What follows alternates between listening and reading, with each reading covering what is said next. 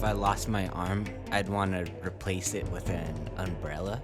And you Ooh, just like go yeah. like that. Sure. But then I don't know if my shoulder would probably get tired, huh? Yeah. Maybe It's replace still- your shoulder with an umbrella. Or your head. You could replace your head with an umbrella. Well, those are those hats. That's true. They do kind of already have that, don't they? And you don't have to replace your head. Should this be our intro? We can, yeah, let's do it. Okay. So, Tooth and Claw podcast, you got the brothers, Wes Larson and Jeff Larson. Wes Larson is our wildlife biologist, technically speaking. Technically, yeah. Jeff Larson's our wildlife biologist if you're not speaking technically or truthfully. You're correct. You're dishonestly speaking, right? Yeah. You're a liar. So Wes went to school for that title. Yes. Did my studies, got my master's, was a wildlife field biologist for 11 years. You went to school Yeah. for a pretty long while for that, right, Wes? My master's took me 4 years because I kind of had to switch trajectories midway through. But if we're being fair, like if you were really good at what you do, you would have done it a little faster, right? Yeah, I'm not that smart, but I would love to have done it longer because I loved it. Yeah, he wasn't like trying to finish. I got to do in a really hurry. fun work. No. Okay. Like a Van Wilder situation. Yeah, Tom liked me, so we just kind of, it worked. Great. Tom Wilder being... Tom Smith, not Van Wilder. Van No, Wilder. I was Tom thinking, Wilder. shoot, I got that Is all that mixed up. Tom's son? Tom was my master's advisor. He's cool. He's a good guy. He And is. this other person you hear talking is our producer and best friend, Mike Smith. Hey, Mike. Hey, what's up, Wes? Not too much. I'm in Yellowstone. I'm in a hotel in Bozeman in between Yellowstone trips. How you liking it? There's a lot of bears right now, huh? There's a lot of grizzlies right now. A lot. Oh. I talked to someone that saw 29 grizzlies in one day in the park. What? Yeah. Whoa. I didn't even That's think counting they had cubs. that many. And a crazy thing, here's a little news that maybe Tooth and Claw people hear early. There's a grizzly with 5 cubs, which has maybe never been documented in the world. This might be Really? like a world first. World Yeah. record. So they just learned about her like 2 days ago. So I really want to see her. That's What's like normal? Like 2 or 3? 2? 2 or 3. 2's like average. 3 is happens. 4 is it's happened. Like 399 had 4 cubs, but it's really a huge deal when there's a bear with 4 cubs. 399 is a 5 famous Tetons bear. Oh yeah, yeah. Right. 5 is unprecedented. Black bears can have 5 cubs, but brown bears That's really don't, cool, so, actually. Huh. yeah. Busy mom. And 2 days ago, a white bison was born. Whoa. What's going on? Yeah, which is like an extremely sacred animal to a lot of the indigenous peoples around here. So, and a sign of a good omen. So maybe, Yeah. Reminds me of that Maybe, movie, like- Beverly Hills Ninja, yeah, with Chris Farley. Is that what it was? yeah, sure. He was the white ninja or something. Right. Yeah. Are you Yeah. communicating It's with probably me? really problematic if we go back and watch that. Yeah. Well, What do you guys think this white bison is? What do you think it's an omen of? Yeah, I think climate change. We're past our peak. We're on the downhill now. We're on the down. Yeah, it being white is reminiscent of like the icebergs that are melting, maybe. they're coming back. Oh, you think it's swinging the other way? I like that. It's a good omen. Yeah, Good omen. maybe the I can't- Buffalo Bills win the yeah. Super Bowl. That'd be a good omen for me.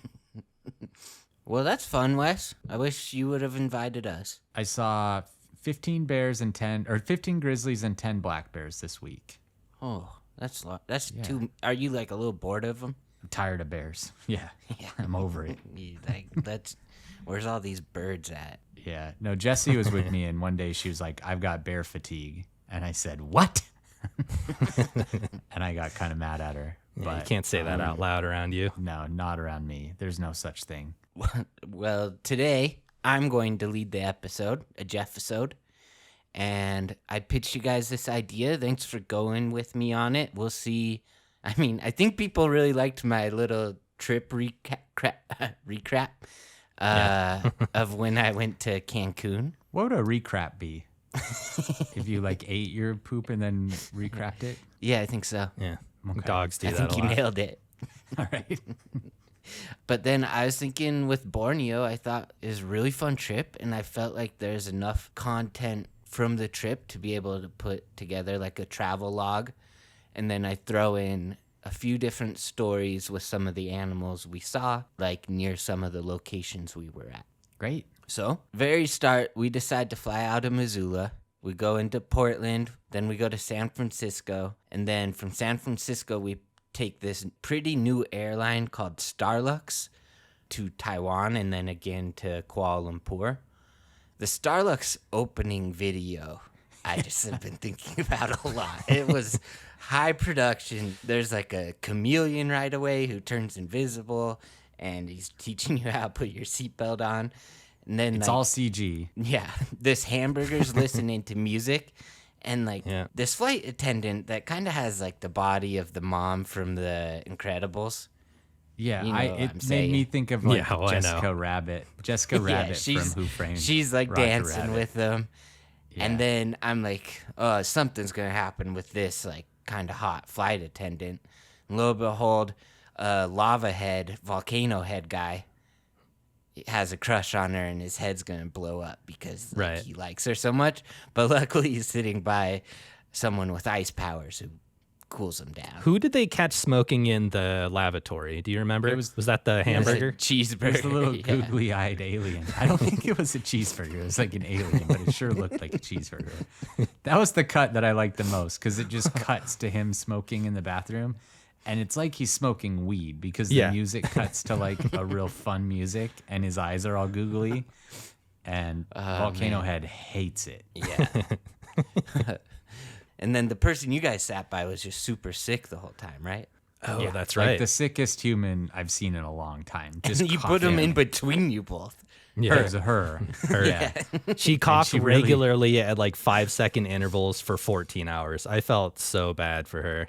Yeah. And it wasn't Needed like a dry Claritin. throat cough. It was like a bad cough. Yeah. Yeah. No, so that wasn't a fun flight for you guys. No. Do you know what What'd also you was not a watch? fun flight for me? Sorry. I need to tell everyone this happened to No, me, you're but on good. the Portland flight, I sat next to an old lady. We had kind of like built a rapport with her, like going up to the ticket counter. Oh, yeah. She started talking to me. She was really sweet. She was super interested, and she talked the entire like hour and a half flight from Missoula to Portland. But by the end of the flight, she was really getting in deep to like some family stuff. And as we were landing, she was just like, you know, I just really wish I never would have had grandchildren, which is a real like. I can understand saying you wish you didn't have kids, but wishing you didn't have grandkids is like another layer of like, what is happening to this lady? Yeah. And that's like hard for you to respond to, you know? Yeah, I didn't didn't know what to do, but I just left. I was like, well, have fun in Portland. Well, we get to the Taiwan airport, and then we saw a Dior tester thing in the airport. And I tried telling the lady giving out samples that Wes is a Dior model, and she was not impressed.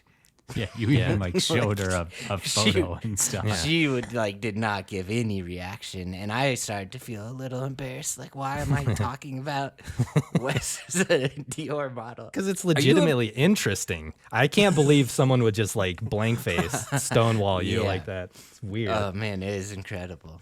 Wes, you were kind of a model, huh? Yeah. I mean, they took photos and stuff. And then there's the 2 videos that I did with them. So But those you've, photos could modeled pop a few up someday. times. Yeah, and like airports, you heard they might like show up there, right? Yeah, it's possible. Do you get to meet Johnny Depp? Because he does the same clone I as you. didn't get to meet Johnny Depp. I'm not He that narrates interested your in meeting videos, though, right? Johnny Depp. Yeah, I don't really care to meet him, but Yeah, it's fine. yeah. Yeah, because what your start was with Filson, right? That's like your first like modeling thing you did. Yeah, they And you- hired us to find bears, and then we modeled for them a little bit too. He Yeah. brought me. That's generous of you to say we, because he brought me with him, and I was like Mike Krasowski in Monsters Inc., where he has like the logo over his face. Like I was doing like blue steel the entire trip, like just trying to like model, and all it was like one tiny little square in a collage of pictures of me on like an ATV, and then Wes got like all these like pages of him doing things. But it made sense to do it. That It was way. fun. We had a fun time. It was really fun.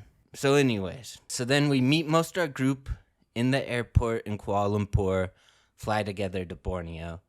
We land, and then we met our guide. His name is Kurt. He was like the most intelligent, fun guide ever. Like, if he's the best. listening, we love you, Kurt. You gave us so much information. And, And he was just fun to be around. Yeah. Trip supervisor named Wayne, who kind of asked us if he could just be a background observer, but he was just too much fun and quickly became like an equal member of the group. And then he told us a little bit about Borneo on our first bus ride, that like it was super affected by World War II, which, you know, you wouldn't normally guess. But yeah, Japan like did a ton of damage in Borneo. And then like I think it got split up pretty quick after that between Indonesia, Malaysia, and the Philippines. And we were in Malaysian Borneo the entire trip. Right. When we get to the hotel right away, there's a leopard cat, which is like a small, like house cat sized cat, but it's a wild cat that looks really cool in a basket that some guy had just like trapped and was like bringing to like get it helped.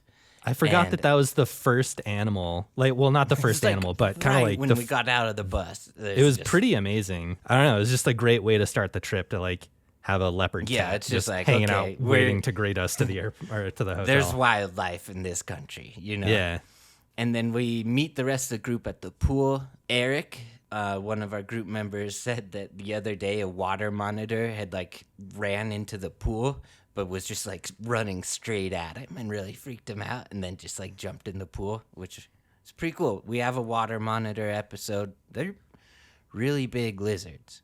We got like a quick trip to a temple and it cost like 7 ringgits to take the car, which is like $1.50, and I swear he drove us for like half an hour. So that was I still don't understand how It's that pleasant worked. surprise. And then we saw a dude on the way to the temple just with a full drum set playing the drums on his like driveway. You remember that? Yeah, I love that guy. I don't know what he was playing, but he was going hard at it. His drum set was like 1/5 of his house, and he was just like on the side of the road going so hard. All right, so real quick, just to set the stage, I'm gonna talk about everyone who is in our group, but here's like a few interesting stories about members of the group at the start. So Chantel had like recently been diagnosed with a type of cancer. She got surgery for it right after the trip, so we were just like really thankful she was still able to make it. Alex and Lindy. Lindy was a longtime listener, and on a first date, they had talked about Tooth and Claw. So Alex hadn't ever heard of us. He started listening to us. They decided to go to Borneo together, but as friends, so it's like great to have them. We had Ben, who designed the trip at Trova, but then like after booking the trip was let go from the company, but was still able to come on the trip with us. And then Sarah and Chloe had wanted to go to Borneo from like a super young age. Sarah wanted to see the proboscis monkeys, and most everyone else just trusted our decision to choose Borneo. And the history of that decision was I was just scrolling through trips and I saw a thumbnail of an orangutan. And then I texted Wes and Mike and was like, hey, Borneo looks pretty cool. And then It worked. a few That's months all it later, took. we're all in Borneo together. Another Kitty was inspired by Tooth and Claw to go into marine biology. So any future papers she writes, we get credit for. And Seems fair. Kayla wanted to go on the National Park After Dark trip, but had to come on ours instead because it's full. Sorry about that, Kayla. So then the next morning at breakfast, the water monitors came, took a Yeah. little sunbathe, jumped in the pool. We got pretty excited. Wes, we're like watching this water monitor, and Wes tells me, I really, really want to pick it up. I'm like, oh, really? Like, it's not going to bite you? And he's like, oh, no, it'll bite the hell out of me. I was like, all right. No, I mean, I did want to pick it up, but You think you could have, I wouldn't have done it. you think it, you I could for have sure done could it? have caught it. Yeah, but it would have bit me. I don't know how to pick that lizard up without getting like messed up and clawed and stuff. So I wouldn't have done it, but I wanted to. Toothed and clawed. Yeah, You got some real Steve Irwin in you, dude. I do. Yeah. It was a good little starter spot though, because the monitor, we were on alert for the water monitor, which we saw, and that was really cool. There's also like a little jungle walk kind of tucked away in the back that didn't really seem really, like they didn't want us on it, but I don't could think if so. we- Yeah, but we saw some cool birds. We even saw a really cool bird at the temple we went to. I don't know exactly which ones. Do you remember what they were, Wes? The bee. Yeah, it was a blue-throated bee eater. Yeah. That's Yeah. right. Yeah, that was a one really thing- pretty little bird. One thing I really liked about Borneo is it didn't seem like there was like any off-limits places. Like you could kind of Yeah. just do what you wanted, and they were like, all right, whatever. Like you might get I hurt. love that. Yeah. But And I should have said this was the Saba Hotel in Sedakan. So we were like pretty thrilled we got to see those water monitors. One of them was just gigantic too. And then we left that first hotel. We went to like a skywalk on like the way to our next hotel. And Wes, what was that bird you saw on there? the black and yellow broadbill, which was Oh, the main bird I wanted to see on the trip. It was like honestly kind of cute, for lack of a better word, just like how excited Wes was that he got to see this bird. I was like very he kept excited being like, about that bird. he's like, I don't think you guys like understand how cool that bird was. It's like it was pretty cool, like Yeah. But you're right. And then Kurt, our guide, showed me a video that they had showed him of an orangutan who had raided their fridge 2 days before. So let's put a pen in that. Okay, Use the Done. pen as a pin Right. and put a pen in it. it's penned. Tooth and Claws brought to you by Lumen. What's Lumen? Well, it's the world's first handheld metabolic coach. It's a device that measures your metabolism through your breath. So then you have an app, and the app lets you know through the device if you're burning fat or carbs. It gives you tailored guidance to improve your nutrition, your workouts, your sleep. It can even help with stress management. You know, after a week of guiding in Yellowstone, I'm a little stressed out. So my Lumen can help me know how I'm doing, what I need to be doing with my diet, with my energy to be better. And all you have to do is breathe into your Lumen first thing in the morning. You'll know what's going on with your metabolism and whether you're burning mostly fat or carbs. And then it gives you a personalized nutrition plan for the rest of your day based on those measurements. So that's pretty important because your metabolism's a really important part of your body. You guys know that, right? I do. I just learned it. Yeah. Just been losing some weight. He knows. It will help you because it's going to tell you if you're burning fat or carbs. And you guys, if you're trying to maybe lose a little bit of fat, it can help you know if you're in that right spot to do that. So if you want to take the next step in improving your health, go to lumen.me and use tooth to get $100 off your Lumen. That's LUMEN.ME and use tooth at checkout for $100 off. Thank you, Lumen, for sponsoring this episode. Okay, so then we get to our next hotel, and it's the Billet Rainforest Lodge. It was really unique. We had to like get in two separate little boats just to like be able to get to this lodge. We get to the lodge, and like there's like these 3 hammocks. I go and rest in one, and then Chloe and Ava join me. And after like 2 minutes, we're just like, oh, this is great. And a tree branch just like breaks and hits Ava in the face. Like that could have been so much worse than it ended up. Like she took it like a champ. We had Then we also go on our- heard that there had been an elephant sighting the previous day to us arriving there, right? So we were kind of excited that for same that. morning. That same morning. it was- That's right. Yeah, and Kurt had like a surprise for us, but then it didn't end up being there. But it was pretty cool still, like we're staying in a place where there's elephants right by us, you know? He was kind of like the Chris Farley in Billy Madison, when he was like, you can imagine what it would be like if there was an elephant here, though, right? Yeah. That's what he told us. Pretty sweet. He's like, yeah, it would be pretty cool. That is nice to know. He's like, here's a picture of me with an elephant. Yeah. Yeah. So then we've seen a lot, but I mean, one of the main reasons we want to go there, we get to go on our first river cruise. And, you know, one way or another, my state of mind's a little bit altered when we go on our first river cruise. Right. So we're out there. It's like my first time really birding. And Wes has a green laser pointer that he would use to like help us see the birds that he sees. And there's like this one, I think it was a kingfisher or something, but Wes like kept shining his laser pointer in like little circles, or he was like demonstrating like, hey, follow this laser pointer. And like someone on his boat couldn't see the bird, so he kept like moving it around. And I thought the laser pointer was the bird for a little while. I was just like, oh yeah, I see it. Bioluminescence, something. And then I was like, Jeff, get a grip. That's the freaking laser pointer. Like, Right. And then they tell us on the tour, like, Borneo has a big five, kind of like using what Africa does with their big five.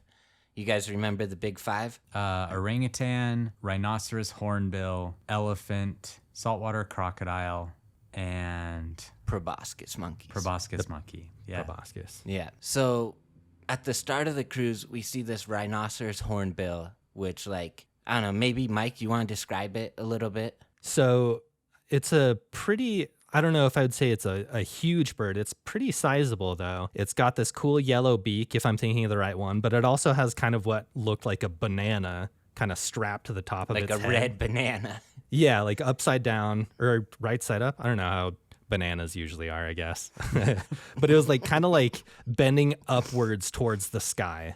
And when they That's took like off the from their rhinoceros branches, horn. exactly. Yeah. But like their wings are pretty big again. So when they fly, it almost looked like they were moving in slow motion to me. Just like the most graceful, really most beautiful bird maybe I've ever seen in person. They're really cool. Yeah, huge bird and like such a cool bill. And honestly, to me, it made it feel like Jurassic Park when we were like on that boat and just see like this giant bird with like a rhinoceros horn that like Yeah. you've never seen in anything like it before, you know? Turns out proboscis monkeys are not hard to find at all. There's just tons of them lining the river. They look like a bad cartoon drawing to me. Of Like someone Adrian who just Brody. like can't draw a nose. But yeah, Wes, didn't you say you liked proboscis monkeys way more than you expected you would? Yeah, it like the coloring of their fur and stuff was more beautiful than I thought. They just were like a more graceful and beautiful monkey than I thought they'd be. Because I'd seen a lot of photos of them and I always thought they were kind of ugly. But then seeing them in real life, I did kind of fall in love with them, which I tend to do with most animals when I see them. But I did really like them. And something I learned preparing for this episode is they'll jump into the water to like cross channels and stuff. And there's saltwater crocodiles that like will listen for that and hunt for that. And they jump from really high up when they like enter the water. And then on that trip, we saw a baby croc. It was super colorful, really cute, and then like gets into the water, right? So I'll just say it. The next day, we saw like a gigantic saltwater crocodile as well. And our guides like beached us on the land right next to it. And it's like a little bit like, what are we doing here? It was intimidating. We were too close to it for sure. You were Wes at the had, like- front of the boat, right, Wes? Yeah. He had his long camera lens, and the lens was like almost touching the crocodile. It was like hanging out of the boat, so it was so funny Like to all see. I could but, like, get scary. was like photos Yeah. of its eyeball with how close it was. Our It was like way too guide close. Kurt was just like yelling at the boat drivers, like, "What are you doing? Like, scoot back." So this brings me to a couple croc stories I found in Borneo. So real quick to like give a little background on one of the stories I'm going to do and some like of the geography of Borneo. Borneo, as we've said a few times recently, has like 1 billion palm trees, right? And they collect palm oil from these palm trees. It's done a lot of damage to the ecosystem. Yeah, they're not native palm trees. These are palm plantations that people have created. They've wiped out existing rainforests to create these palm oil plantations.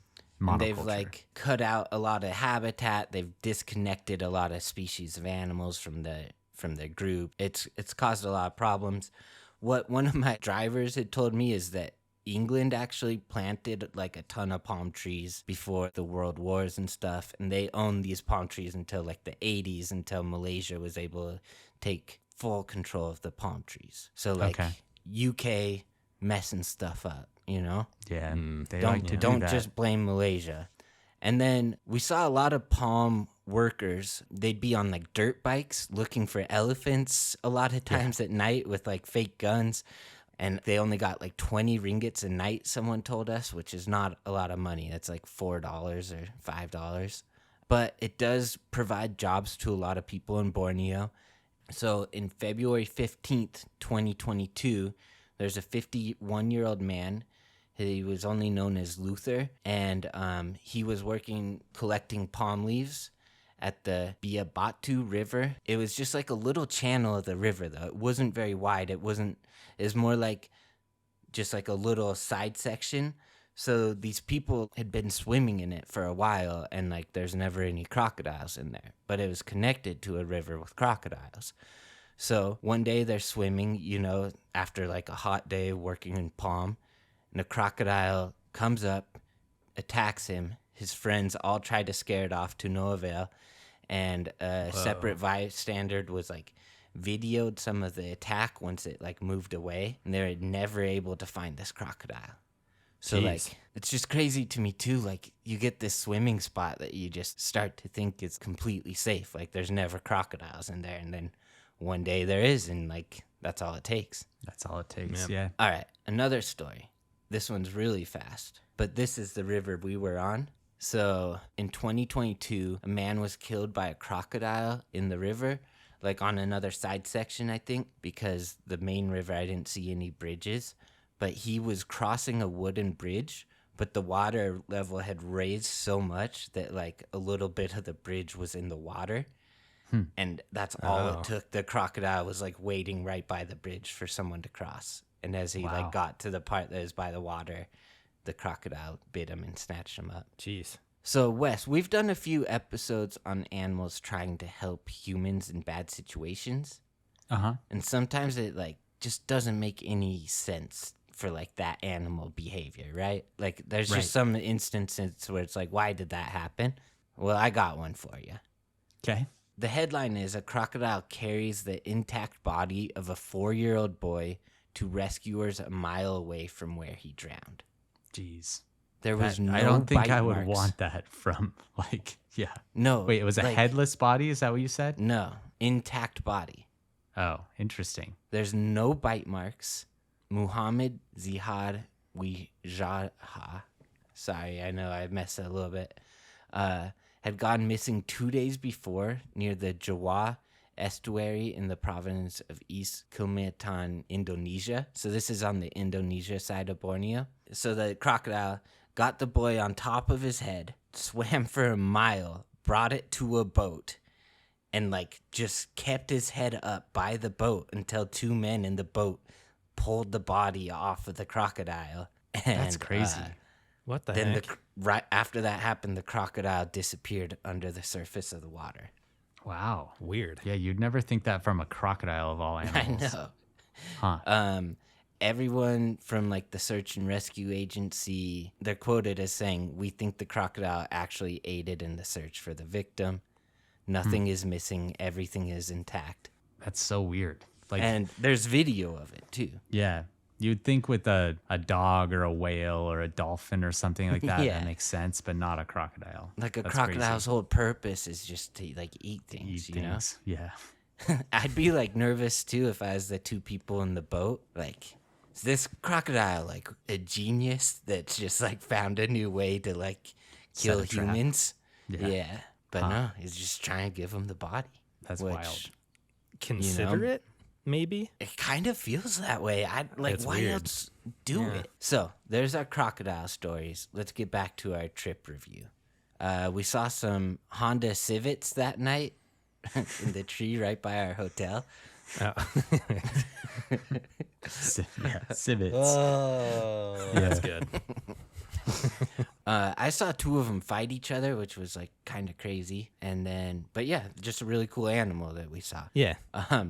That night at dinner, a sequoia hit Haley in the face, and Cicada. she A sequoia would really hurt her if it hit it. Yeah. I messed car or that the up tree. a few times. Either way. A cicada hit Haley in the face, and she like completely fell out of her chair. And like our helper guide Wayne, he like looked like kind of shocked. And I was like, yeah, we're not used to like these bugs, because I thought he meant like such a big reaction to a bug, you know? Yeah. And it turned out he was just scared of bugs as well. Yeah.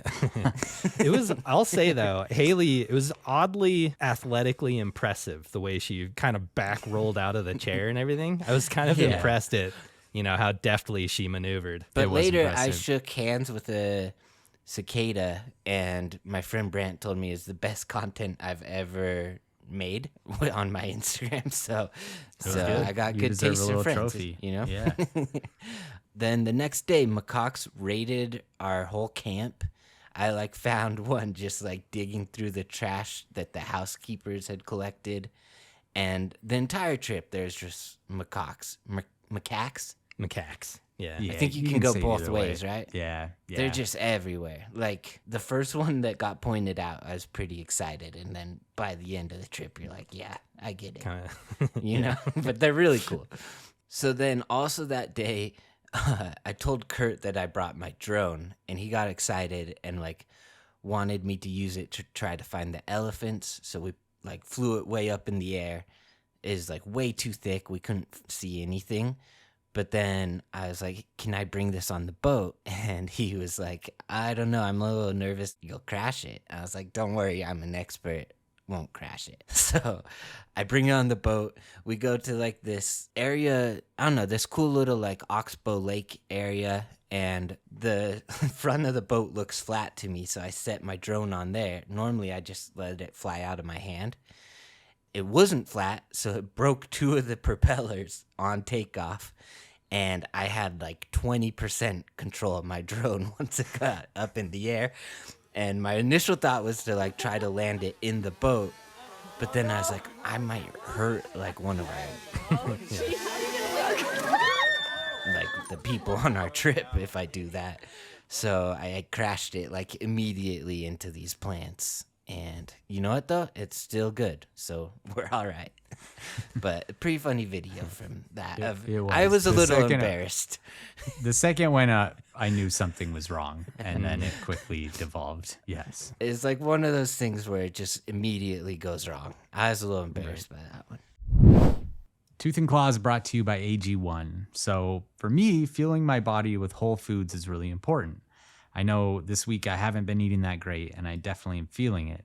But every diet does have its nutrient gaps, like my diet this week. So that's why I always start my day with AG1. I forgot it this trip, but I'm really feeling it because AG1 ensures that I'm filling any nutritional gaps, I'm supporting my whole body health, and I'm starting my day off right. And I really do trust AG1 because unlike a lot of products, the entire formula is backed by research studies, not just the ingredients. It's packed with nutrient-dense ingredients, and it's a perfect complement to a healthy diet. I drink it because I know it's going to work, and it's going to give me a lot of peace of mind that I'm just covering all my nutritional bases. For me, I just really care about the type of food I put in my body, so I really feel like my supplements should be the same. I should be putting really high-quality supplements in my body, and that's why I like AG1. It tastes good too. Win-win. It does taste good. Yeah, exactly. And, you know, your gut nutrition is really important for your overall nutrition. And AG1 was shown to double the amount of healthy bacteria in your gut, which is really important. You're supposed to have that really good, healthy bacteria in there. So if there's one product I trust to support my whole body health, it's AG1. And that's why we've partnered with them for so long. It's really easy and satisfying to start your journey with AG1. Just try AG1 and get a free 1-year supply of vitamin D3, K2, and 5 free AG1 travel packs with your first purchase at drinkag1.com/tooth. That's drinkag1.com/tooth. Check it out. All right. So then we're on to our third hotel. It's My Nature Resort in Sepilok. So we're driving there, and on the way there, Wes, I think you started like putting some ideas in Kurt's head, but we decide to take our huge bus down a narrow road to like a random cave because Kurt says like this is a good area for orangutan. We'd done 2 or 3 river cruises, hadn't seen any orangutans yet, and we're itching to see an orangutan, right? Yeah. So we get there, this random, it's called Gomanton Cave. We get there, it's like not on the itinerary, we have no idea about it. Turns out it's like the coolest cave ever. Such cool lighting, but also like very gross. Bat poop and bird poop everywhere, and cockroaches like all under you. he had warned us the smell would be bad, but it really like knocked me off my feet. I remember Oriana went in there, but like had to step out, and We that's don't blame not- her. Yeah, that's not saying anything about Oriana. It's saying like No. this cave smelled really It was potent. gross.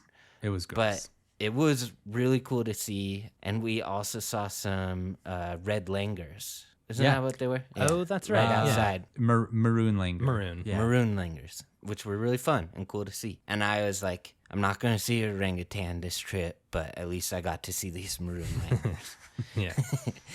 So let's unpen what I had said earlier. We get to our third hotel, and we're all happy, but a little disappointed that we'd still seen no orangutans. And like as soon as we get out of the bus, Wayne's just telling us all to run up to the hotel. And an orangutan nicknamed Boogie Boy had Perfect just raided nickname. the fridge, and we were able to see his like agile escape out of the resort. Yeah. He'd taken He's- like a bunch of bread and milk.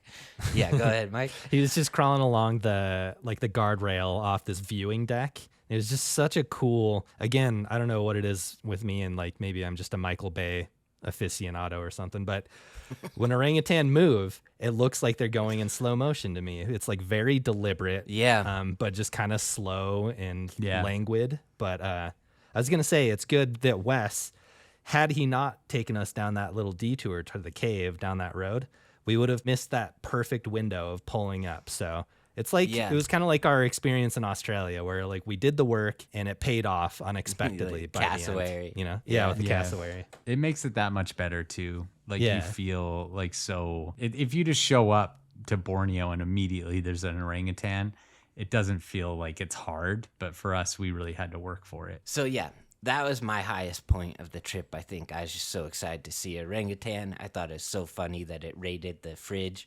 Turned out it was the same one that had raided the Skywalk's fridge the other day. And then we get to our rooms. Our rooms are awesome. I'm trying to figure out birding on my porch with.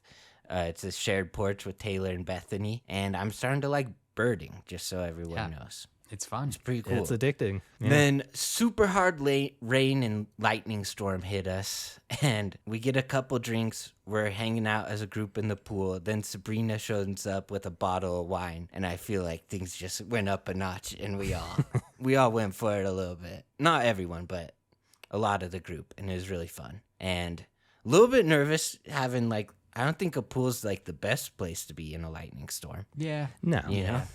We all kind of lost our minds for an hour or two there. We were all just kind of soaking it It had in. been- It was just it a had been crazy so weather hot. moment. It felt so nice to like have it cool down and yeah. It And was, by then it I was a think lot the of group people's was like favorite really. part of the trip, I think. Like, it's Yeah. like such a bonding moment. It was. Then that night, there's flying squirrels at the hotel.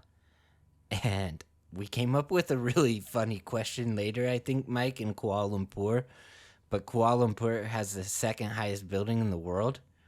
So how far could one jump if it went to the top of that building? I don't I was think saying either with of us like came the up with a good Earth's answer. rotation, I think they could make it all the way around. All the way around, yeah. Just let it spin underneath. Just Keep hover. going. No, but flying squirrels, like some of those jumps, they went really far. I really liked it. That was such a fun little thing to do every night, like sit out and watch the flying squirrels. The guides were really funny. They would like a short flight to like a closer tree, they would call international or domestic flight. And Yeah. then when they went like for a super far tree, they'd call it international flight. And then we went on a night hike. We saw that cool little viper, Yeah. Bornean keeled pit viper. Yeah. a bunch of huntsman spiders, like a lot of wildlife there. The next day, we went to the Orangutan Sanctuary, which was like a lot cooler than a zoo, but not quite like a wild orangutan, is somewhere in between. Like the orangutan do have the option to leave, but they don't. But Yeah. also like they're way more active and like normal acting than like in a zoo. Then we went to a sun bear sanctuary, and Wes had like kind of loosely known the person who had started it and is like famous in bear world, right? Yeah, he's just he's like the preeminent sun bear biologist, and I'd seen him talk a couple times, and then I had some of my colleagues back home do an intro so that I could meet him while we were at the sanctuary. And it was really nice. He ended up like kind of escorting us around and showing us the sun bears. And I remember our guides were like, that was actually really nice for us, even because we never really get to see Dr. Wong. And he showed us, and they said it was like really special that he was able to hang out with us. So it was great. He It had was a awesome. lot of jokes in his presentation. He did. which He was really great. funny. A lot funnier than I expected him to be. Yeah. Yeah. And then we went to a proboscis sanctuary, which like we had seen so many that I wasn't that excited about it. And we get there and there's just like silver leaf monkeys and like Yeah. proboscis monkeys and like just monkeys everywhere. And it is like really chaotic in a really fun way. It was fun. That chapter. And then we go to our last resort, the Tabine Wildlife Resort. I got in my notes here. Last resort, long drive, Chantel threw up. Oh. Chantel Poor was really Chantel. funny about it though. She like Yeah. ran up to the van and was like, I threw up, like very excited for herself. This one was funny to me too. Half the rooms were on the river and then half of them were like up on a mountain. So like a few of our travelers just had to go like so high up to their room every time. Yeah. Like But on a it was full really cool hike. up there too. Yeah. Yeah, but it's like the most stairs ever to get to a room. Lots of water monitors in our river right there.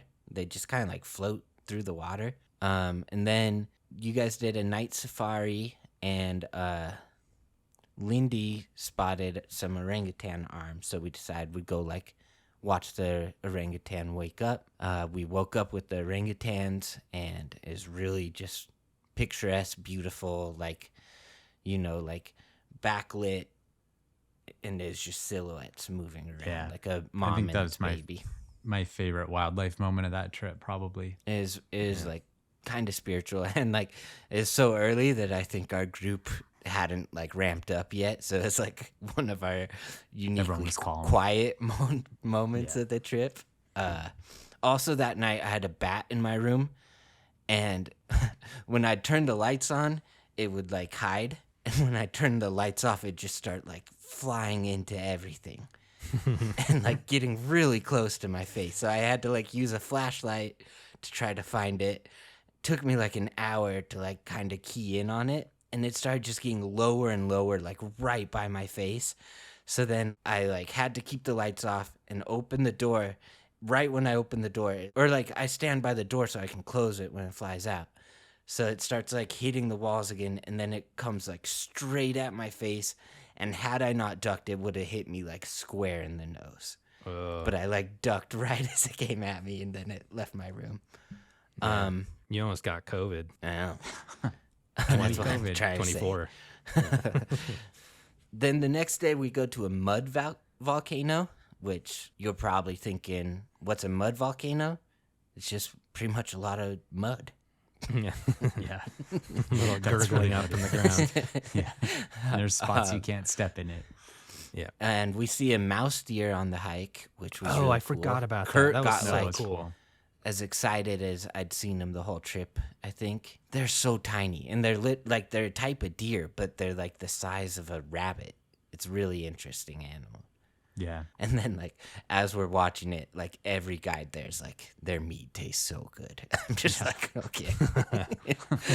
I didn't hear that.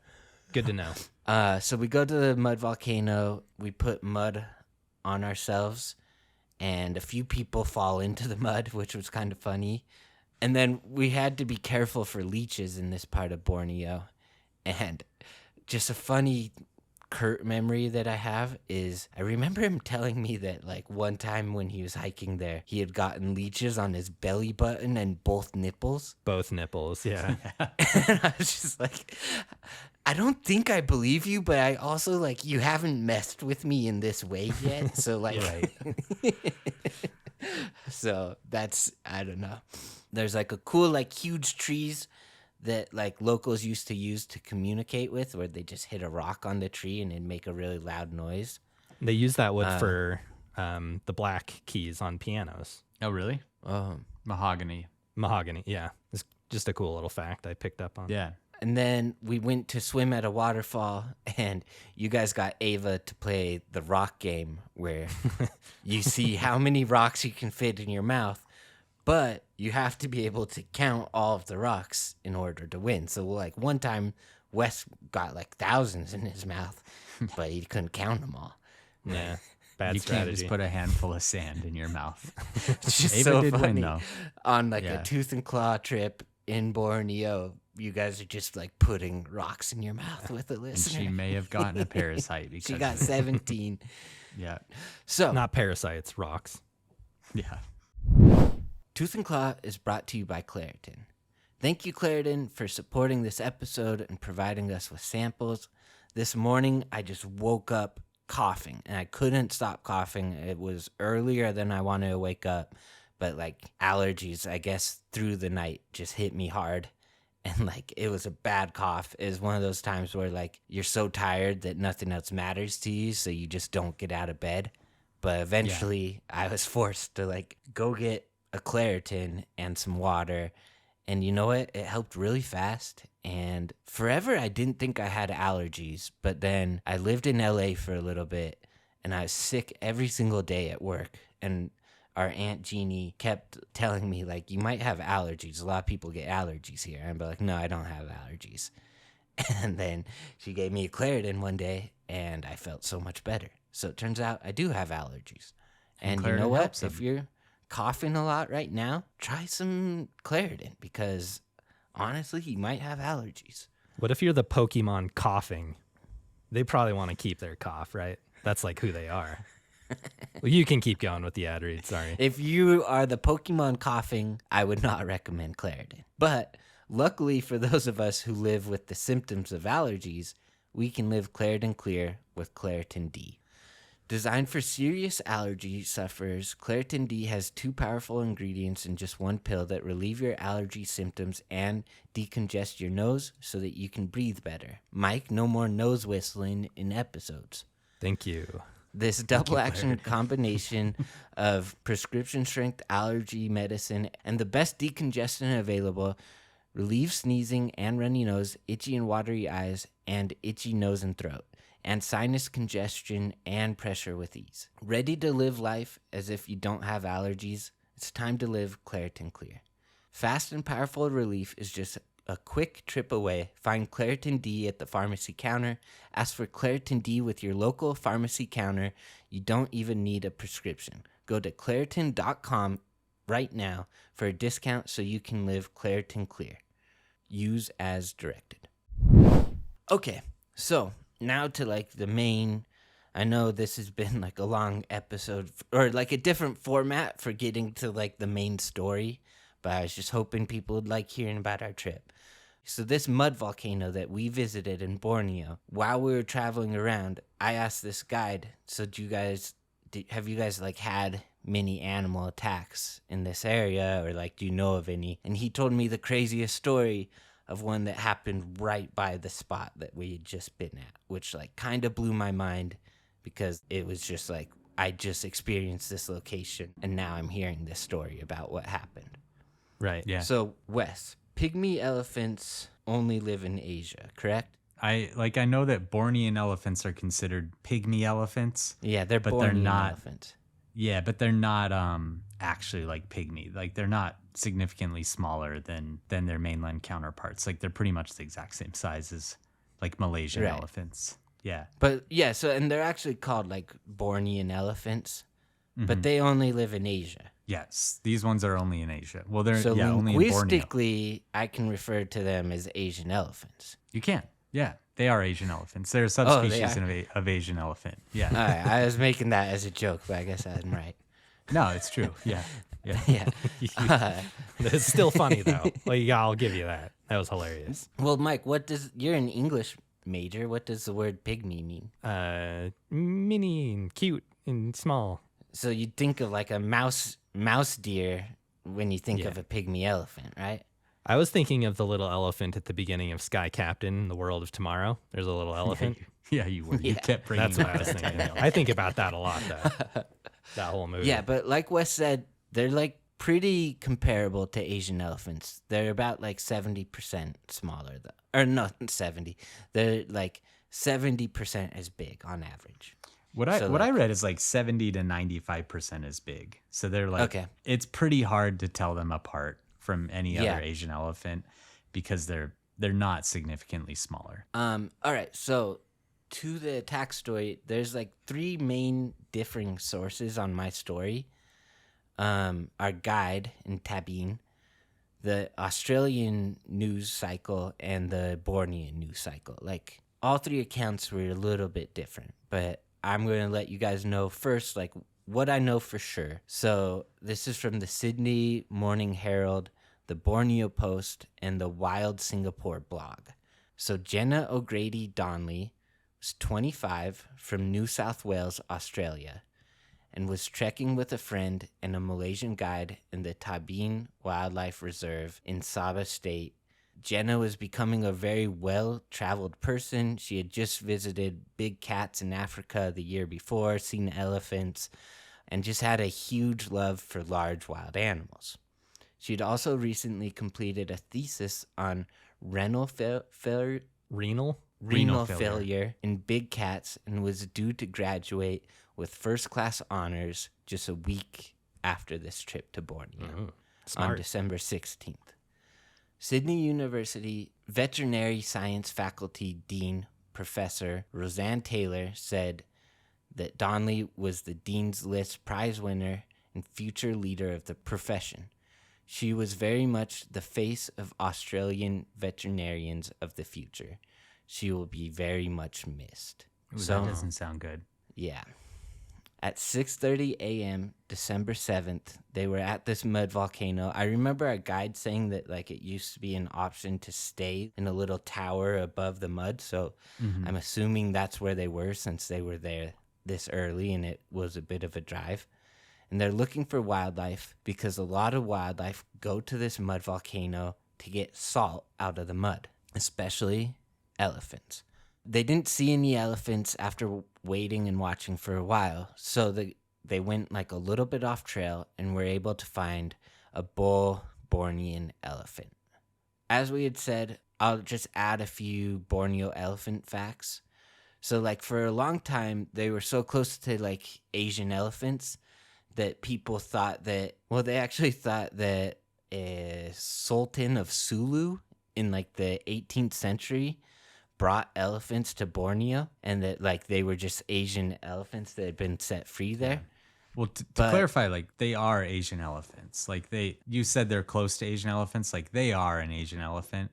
It's just a subspecies. So they're really close to the mainland elephants. There's like a mainland Malaysian elephant.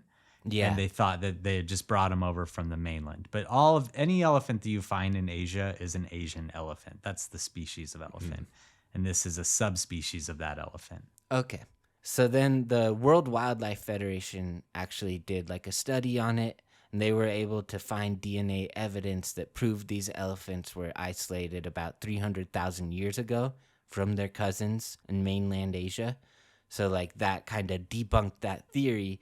But a lot of why that theory existed is that pygmy elephants are known to be more gentle than any other type of elephants. They're more gentle than like the wild Asian elephants that you find.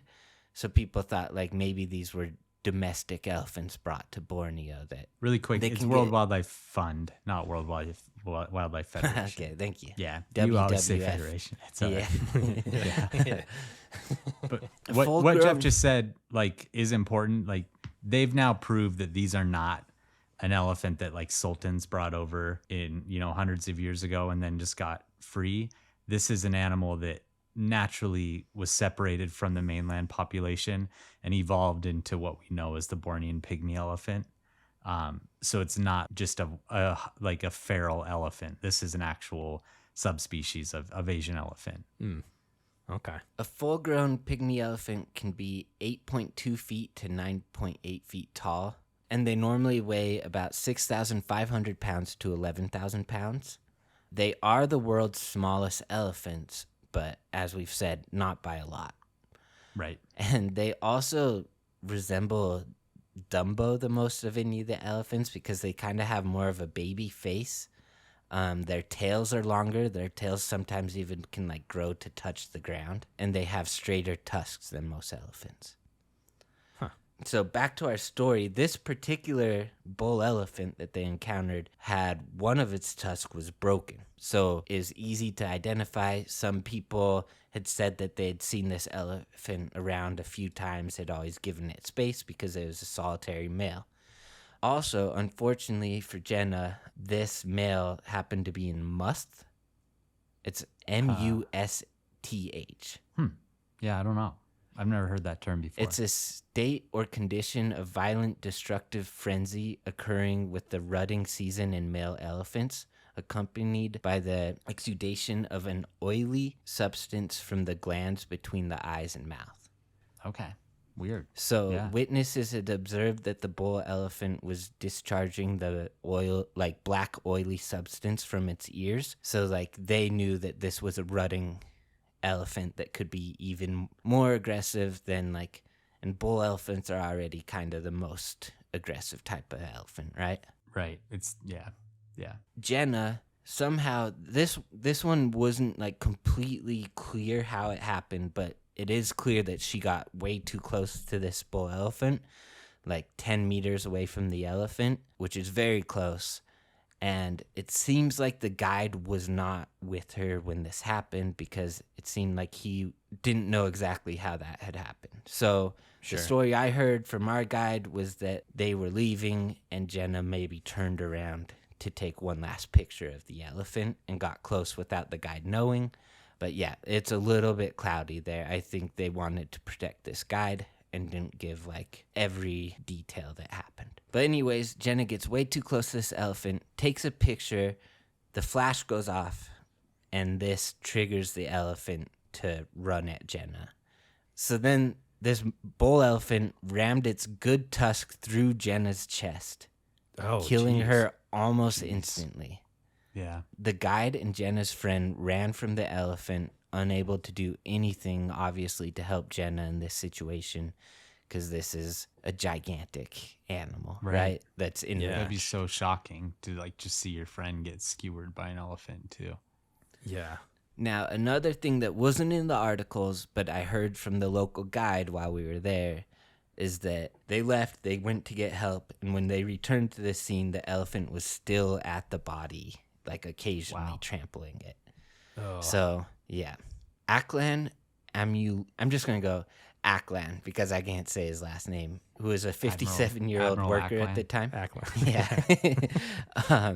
Said he had had several encounters with this elephant since he first arrived to the reserve that August.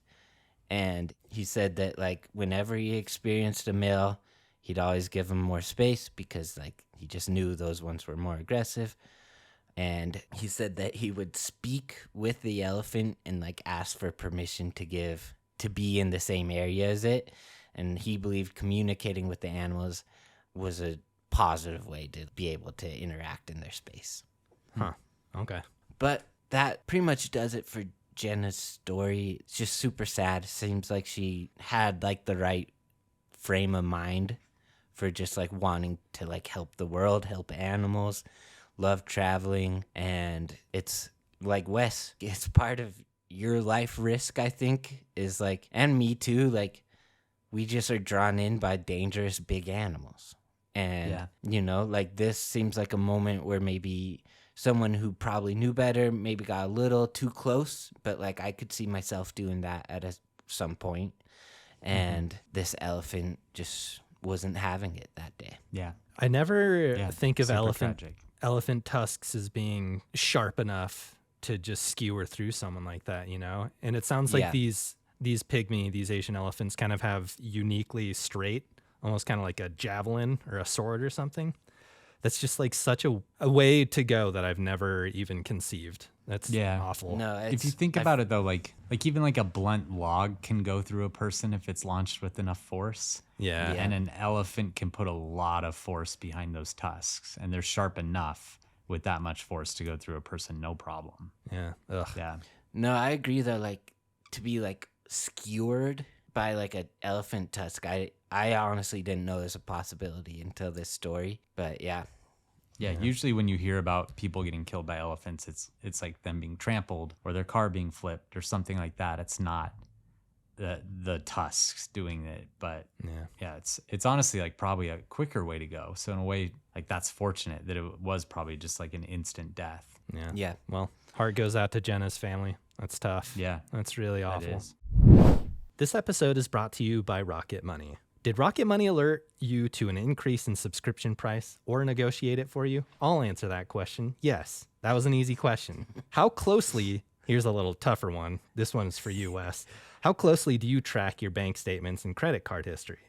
Are you combing through every single charge? I'll let you answer in just a minute. Just hold on. Sorry. Are you coming through every single charge on a regular basis, or just assume everything is fine until you notice something weird? Honestly, I don't have time to watch my accounts that closely, but now that I'm using Rocket Money, it does all that for me, so I don't have to worry about it. I kind of closed that window on you to answer. Yeah. Sorry about that. I will say, though, I saw Wes subscribe to Audible using our business account, and I noticed it, and I was like, "What, dude, what's up with this? Why are you spending our collective money on a subscription you're using only for yourself?" You remember that, Wes? It wasn't Audible, it was Scribd. It was a different that's one. right. And it was because I had to get some weird ass book that no one's ever heard of for an episode. Yeah. Oh, okay. So it was a business expense, but It was a I caught business it expense. and we canceled. I think you canceled that. We We have canceled since it. canceled Yeah. it. Yeah. Thanks, Rocket Money. Thanks, Rocket Money is a personal finance app that finds and cancels your unwanted subscriptions, monitors your spending, and helps lower your bills so that you can grow your savings. Stop wasting money on things you don't use. Cancel your unwanted subscriptions by going to rocketmoney.com/claw. Here we go. That's rocketmoney.com/claw. rocketmoney.com/claw.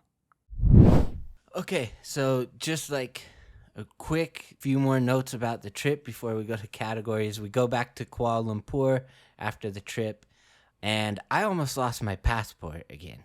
You guys, That's not surprising. Yes. you guys was are the real reason I close. didn't. You remember It was that? on the ground. Jeff put it remember on his clearly. bag and then like walked off and it hit It's the on my ground as he was- suitcase. as he was getting into a taxi, and me and Mike are both just like, Jeff, your passport. It was so annoying because like the Uber was called Grab. They like needed a picture of my passport, and I was like, okay, I'm gonna set it here so I don't forget it, and then I forgot it. Yeah. We did like this huge hike to Batu Caves, which was really cool. Sponsored by Pepsi, the caves. Yeah. Would you Just say like that's a huge natural hike? monument. No, I'd say 1,000,000 stairs. Yeah, a lot of stairs. Definitely. Yeah. You're right. A And it cool was big hot. statue, too. Yeah. Oh, just one note I have here. The girls on our trip had very mixed feelings about Mike's calves. Some were into it, some were a little like, that's too much. Listen, Too much cav. Yeah. I'm on the, it had to have been Kayla. I'm on her side. I don't like having my calves this big. It's kind of annoying. Kayla's truly got to all of our deepest insecurities Yeah. in a matter of minutes. Yeah. We went to the zoo in Kuala Lumpur, saw just this raccoon that seemed way too out in the open. So if there's ever like wild raccoons in Kuala Lumpur, we'll know they came from the zoo. And saw some pandas that had like this giant dome, air conditioned, pretty sweet enclosure. Any Yeah, they zoo had the notes best from you guys? enclosure. It was a great zoo. It was a little, there's definitely a lot of enclosures that didn't feel like they were sufficient enough to hold those animals, especially the tiger one. The tiger one But, scared me a little. But we did see a lot of great animals, and there was lots of cool birds that were wild all over the zoo, and it was a good A zoo. lot of like wild animals in the zoo with the caged animals. Yeah. When you guys left, I did an indoor skydiving thing. So just a quick thank you to Tally. It was fun experiencing that.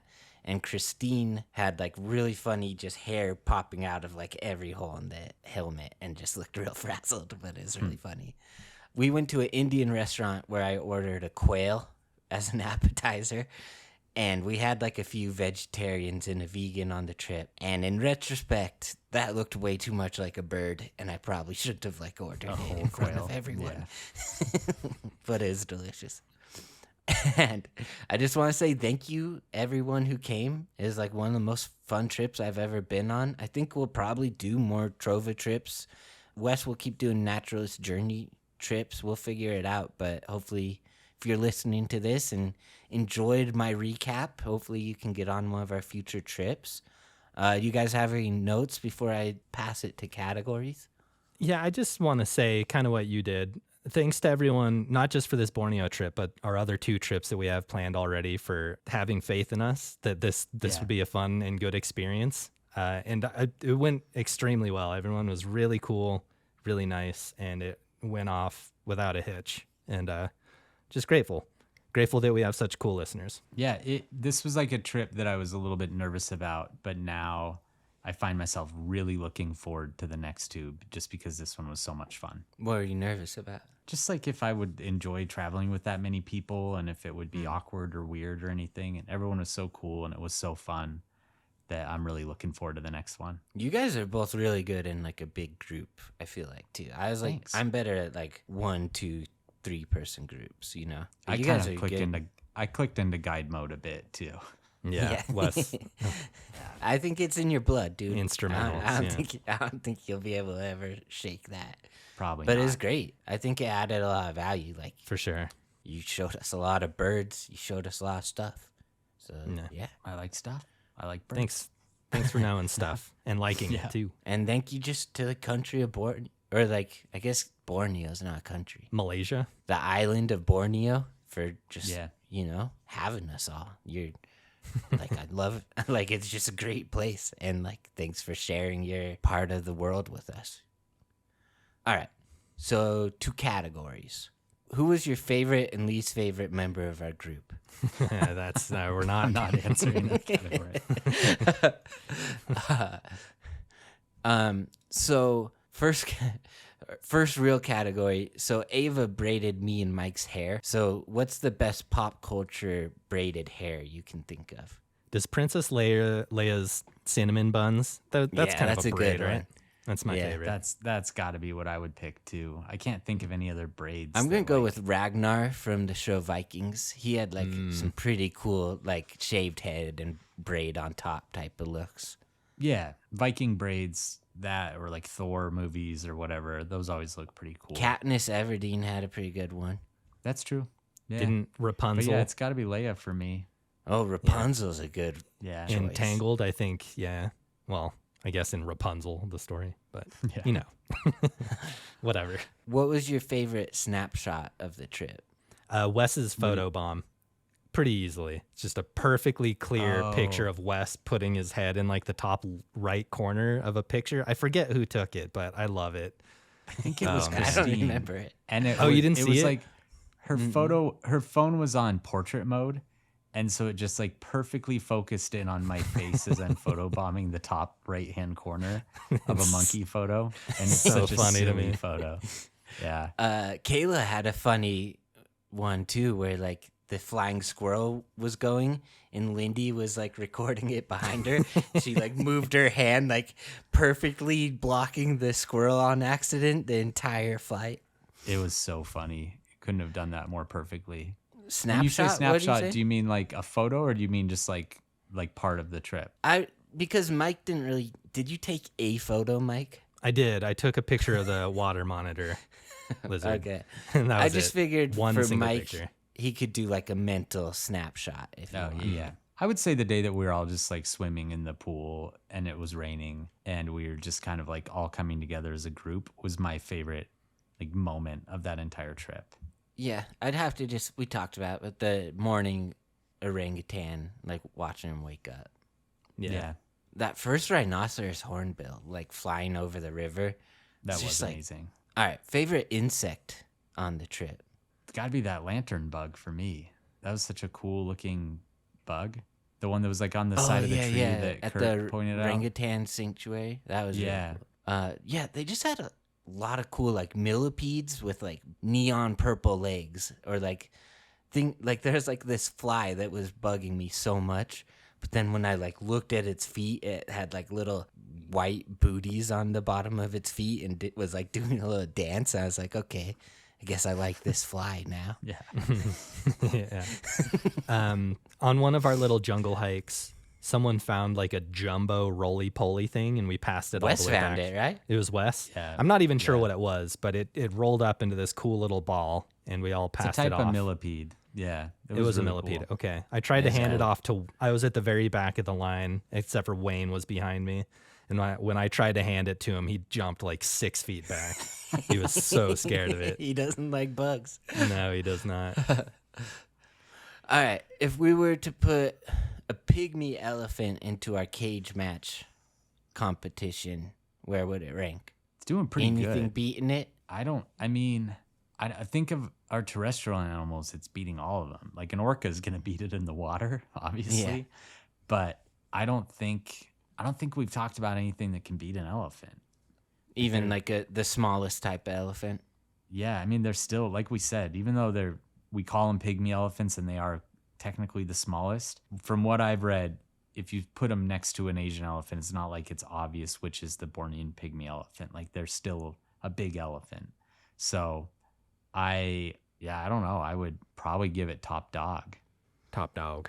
All right, so to conservation in Malaysia, so like that counts Malaysia, the country, and like their section of Borneo, the island, right? The Bornean elephants are protected under Schedule 2 of the Wildlife Conservation Enactment.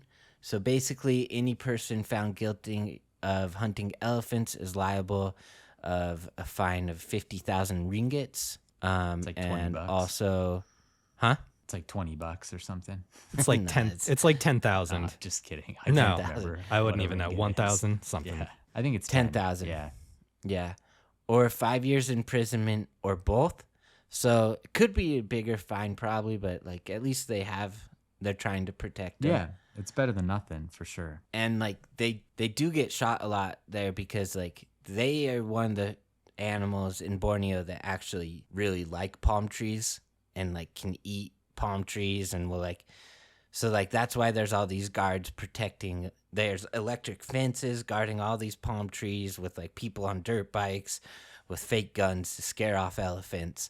But sounds like every once in a while the elephants just have too much willpower to stop them, and they'll break Yeah. through and like take out trees, eat the trees, and like do some real damage to these palm. I feel like with Palm how trees. many palm plantations there are there should be a rule that they just have to let Like elephants just can do like, whatever. take they Yeah. want. their part. Yeah. So I do think a decent number of elephants get illegally killed though for like breaking into people's palm trees. yeah. Did you say the total number of Bornean pygmy elephants? No, it's a little under 1,500. Okay. Ooh, okay. The Oregon Zoo in Portland is the only place with a Borneo elephant in the United States. It's a rescued female, and she was found wandering alone near a palm oil plantation. She had wounds on her front legs and her left eye from gunshots and was left blind in that eye. So if you live in Oregon, go check her out at the zoo. Yeah. Yeah, I know a big threat for them too is like aside from habitat loss, they can set a lot of snares there to catch other wildlife, like wildlife Yeah. that's legal to catch. And these elephants get caught in those snares often, and it can really injure them. I know like a really big percentage of elephants on Borneo have injuries from snares. I saw 20%. Yeah, because they Jeez. are so prevalent, and it's such. I mean, that's how that leopard cat that we saw at the beginning had been caught in a snare. Snares are a really popular way of catching game there, but they're not great because they're indiscriminate. They can catch just about anything. I don't know what it is about elephants, but I know all animals are, they're just being themselves to the best of their abilities. But something about an elephant being hurt, even considering how big they are and how they can protect themselves when it comes to it, but like, just makes me extra sad. They just Yeah. seem like really nice, gentle giants for the most part. They're so intelligent, Yeah. and so social. The biggest threats to them is habitat loss and fragmentation, which are driven by expanding human populations. And it also leads to more conflicts with humans and elephants. The people, and also just trampling crops, like I just said. And it says that hundreds of people and elephants are killed annually as a result of such conflicts. but not in and Borneo. just Hundreds yeah. of people aren't That's- killed every that's year in Asian Borneo or elephants. elephants. Yeah, yeah. and just expanding human development will always disrupt their migration routes, depletes food sources, and destroys their habitat. Also, Borneo elephants need 100 to 225 liters of water every day, and that's getting a lot harder for them to find because of climate conditions are like cutting resources to their water. So their only option is to migrate where they can find that resource to survive. Do you think it's because elephant scientists back in the 1950s were like, you need to get 225 liters of water every day? They actually don't need that much. Yeah, They're just give them like some lying. element. Yeah. Bullshit. Yeah. They just need one pouch of element every day. Yeah. And they are listed as endangered. All right. So now I want to do your personal ranking of the big five and your claw rating for each of them. So, like, my favorite's the orangutan. It's a 10 claw for me. And then I would go with the elephant, probably 9 claw. And then I would go hornbill, which I'd probably also give 9. And then saltwater crocodile, I'm giving an 8. And proboscis monkeys, I'm giving a 7. Okay. Yeah, I'd probably, it's hard for me between orangutan and saltwater croc, but I'm probably going to pick orangutan number 1, and I'd give him 10 claws. Saltwater croc's number 2, 9 claws. And just so you guys know, I really like all of these animals. Rhinoceros hornbill's next, 9 claws. Pygmy elephant's 8 claws, and a proboscis monkey is 7 claws. Okay, so I'll do crocodile is my favorite. I'm giving that one 9. I'll go elephant after that, pygmy elephant with another 9. What else do we have? We have the hornbill. I love those, man. Those, like, that was a life-changing almost experience for me. It was like the moment I became interested in birds on another level was seeing that hornbill. So that'll be in number 3. That'll be an 8. Yeah. Orangutan. Wait, are birds kind of worth looking at? Yeah, are birds cool? Huh. And then number 4 is orangutan. I'll give them a 7, which is much higher than I would have given them pre-Borneo. And then after that, proboscis, I'll give like a 6. They're interesting and cool, but they didn't change my life, you know. High bar. Borneo, Big 5 set a high bar. Well, that's it for our rankings. I think we're going to skip listener questions this episode, so that's it for the episode. Hopefully people enjoy it, and maybe we can do this on like future trips if we find out about attacks at places we'd been close to. But yeah, I thought it was a really fun and funny trip. Thank you, Wes and Mike, for going with me. It was fun. Thanks for letting us come with you. Yeah. Thanks, Jeff. Thanks for letting me look at the thumbnails of all of the trips and just see an orangutan and say, let's go here. Yep, that's all they need to do to get us to sign up for other ones. Just put animals Jeff likes in the thumbnails. But yeah, and thank you everyone who came with us. It was amazing time. And thank you listeners for now you're a part of it too. You know our stories. You're in on it with us. So thanks for listening. If you guys want more episodes, check us out on Patreon or Apple subscriptions. We got some real bangers in there. And check out, is there anything else I should plug? Wes's Instagram account. He's a Dior model. No, you Check don't out need to plug Wes's my Instagram account. Dior videos. And no, don't. yeah, you can if you want, but don't worry about it. we love you guys. Thank you. See you next time. All right, we'll see you guys. Love you.